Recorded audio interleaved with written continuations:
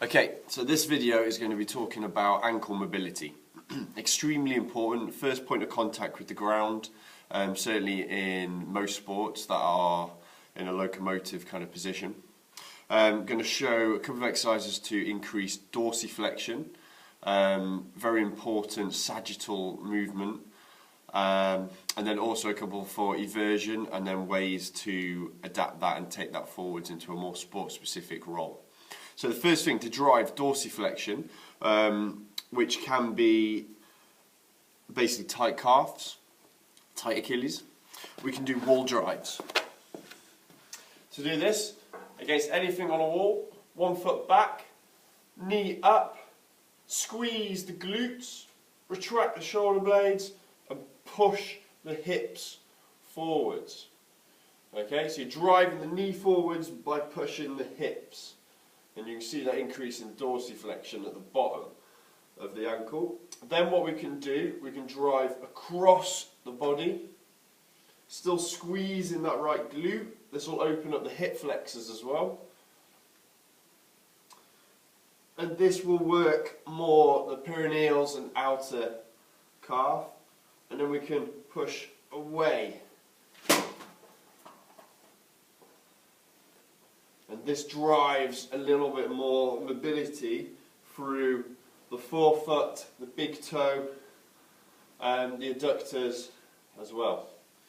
Another way we can drive dorsiflexion is by adding a raise. So we can put it into dorsiflexion, and then we can simply just start driving it one way, driving it the other way. We start adding reaches, and the foot will start to feel and accept the dorsiflexion. An alternative way of doing it as well is you can take it into an extreme version of plantar flexion.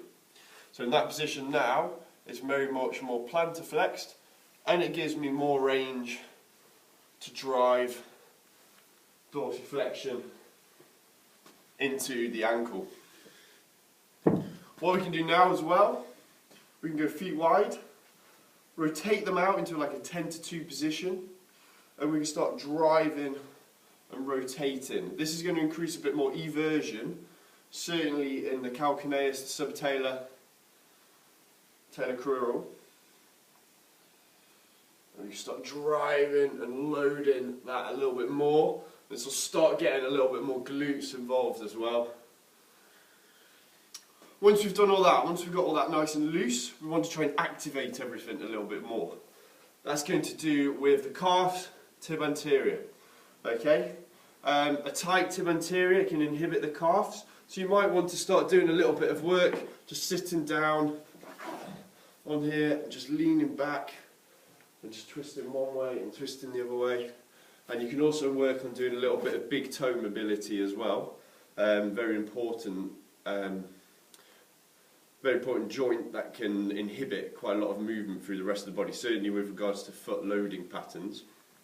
Once you've sort of loosened that whole ankle off, you want to get it all a little bit tighter now. Really simple ways of doing that: skipping, hopping. I do an exercise called a jop, 2 feet to 1 foot, and we can do that different places.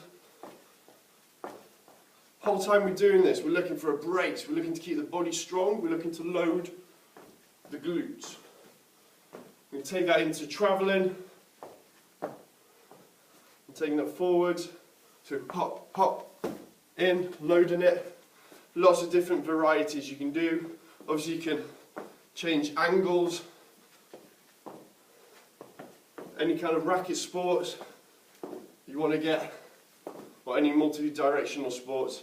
The more dynamic you can make that, you can also make that loaded in terms of jumping on and off boxes, and you can also add that into sprinting and moving patterns as well. So that's all my bit about ankle mobility, extremely important. Hopefully it's given you a few exercises to think about.